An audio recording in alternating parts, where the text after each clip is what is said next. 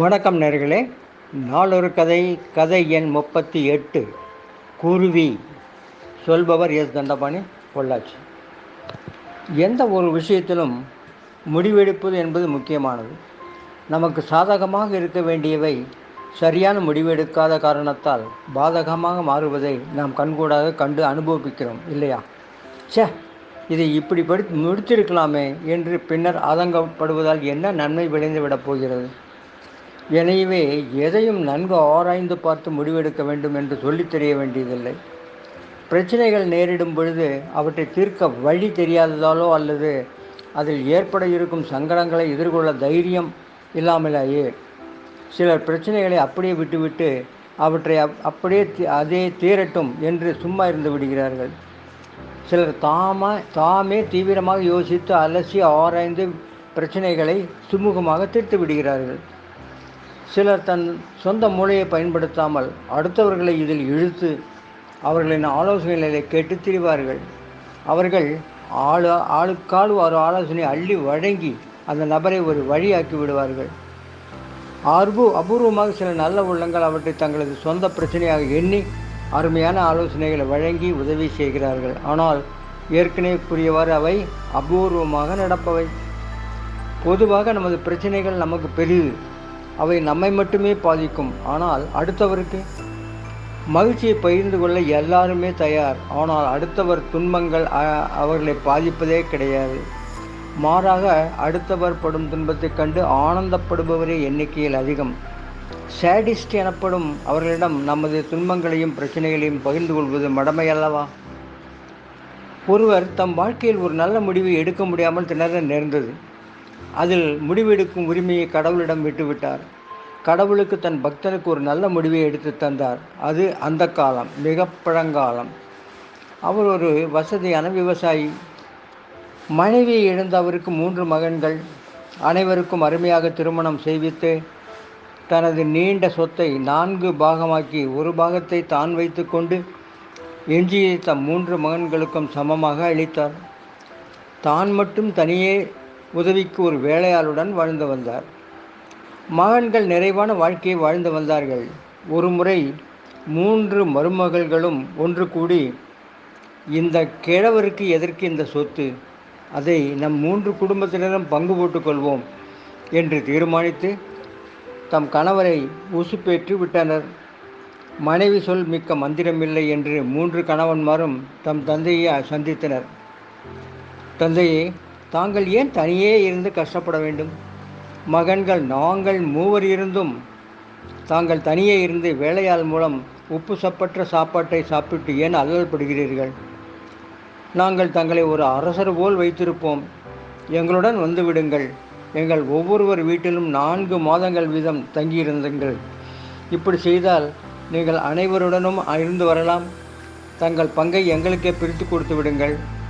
அவற்றை நாங்கள் பராமரிக்கிறோம். நீங்கள் எவ்வித கடமையுமின்றி சுமையுமின்றி நிம்மதியாக வாழலாம். முடிவெடுக்க சிறு கால அவகாசம் கேட்ட தந்தை தனது நண்பர்களிடம் ஆலோசனையை கேட்டார். அவர்கள் தந்த ஆலோசனைகள் அவருக்கு பெரும் குழப்பத்தை தான் ஏற்படுத்தியது. இதை கடவுளிடமே விட்டுவிடலாம் என்று தீர்மானித்த அவர் தான் அன்றாடம் வழிபடும் சிவபெருமானிடம் முறையிட்டார். அப்பழுக்கற்ற அந்த பக்தரின் கனவில் தோன்றிய சிவன் ஒரு வழிமுறையை கூறி அதில் அவருக்கு ஏற்படும் அனுபவத்தை வைத்து முடிவெடுக்குமாறு கூறி மறைந்தார். கடவுளது சொல்லுக்கு மேல் என்ன இருக்கிறது? தனது வீட்டு தோட்டத்தின் பகுதியில் இருந்த ஜன்னல் வழியை பார்த்து கொண்டிருந்தார் அவர்.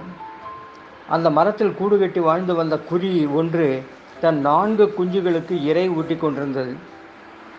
அக்குஞ்சுகளுக்கு சிறகுகள் முளைக்க வெகு சில நாட்களே இருந்தன. தாய்க்குருவி மீண்டும் இரை தேட பறந்து சென்றது. குஞ்சுகளையும் கொண்டு வர பணித்தார். தயாராக வைத்திருந்த ஒரு கூட்டில் அவற்றை இட்டு கூண்டின் கதவை அடைத்தார். அந்த கூண்டை தோட்டத்தை பார்த்து இருந்த ஜன்னலின் உள் ஓரத்தில் கட்டி வைத்தார். வலை போட்டிருந்த ஜன்னலில் கதவுகளையும் நன்கு திறந்து வைத்தார்.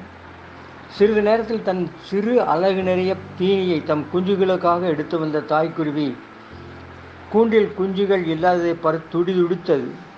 அங்கும் இங்கும் பறந்து பதைப்புடன் தேடியது. ஜன்னலின் உள்ளே இருந்து வந்த கீச் கீச் என்ற ஒளி கேட்டு ஜன்னல் அருகே வந்து இந்த குஞ்சுகளை அரவணைத்து உணவை ஊட்ட துடித்தது. ஆனால் பரிதாபம், ஜன்னலின் வலை அதை தடுத்தது. குஞ்சுகளும் தம் தாயைக் கண்டு பரிதாபமாக கத்தின. சிறிது நேரம் இது தொடர்ந்தது. பிறகு வலையில் இருந்த அந்த மிகச்சிறிய இடைவெளியின் வழியே தன் அலகை நீட்டி அந்த குஞ்சுகளுக்கு இரையை ஊட்டியது அத்தாய்க்குருவி. குருவியின் அலகு மட்டுமே செல்லக்கூடிய அவ்வளவு சிறு துவாரங்கள் கொண்டவை அந்த வலை. இது 4-5 நாட்களுக்கு தொடர்ந்தது. குஞ்சுகளுக்கு இப்போது பறக்கும் அளவிற்கு சிறகுகள் முளைத்து விட்டன. இந்நிலையில் அந்த சூழ்நிலையை தலைகீழாக மாற்றிவிட்டார் அந்த விவசாயி. இப்போது தாய்க்குருவி அந்த கூட்டில், குஞ்சுகளோ வெளியே. தாய்க்குருவியும் குஞ்சுகளும் பசியால் கத்தின. தன் குஞ்சுகளின் பசியை ஆற்ற முடியவில்லை என்று பரிதவிப்பு அந்த தாய்க்குருவிக்கு. இருந்தும் என்ன செய்ய முடியும் அந்த சிறு குருவியால்? இதையெல்லாம் கவனித்து கொண்டிருந்த அந்த விவசாயிக்கு மனம் வலித்தது. இதன் பிறகு என்ன நடக்கும்? கவனிப்போம். இது அந்த சிவனின் திருவிளையாடலாயிற்றே. சிறிது நேரம் சூழ்நிலையில் மாற்றம் ஏதுமில்லை. நேரம் சென்று கொண்டிருந்தது. குஞ்சுகள் அமைதி காத்தன.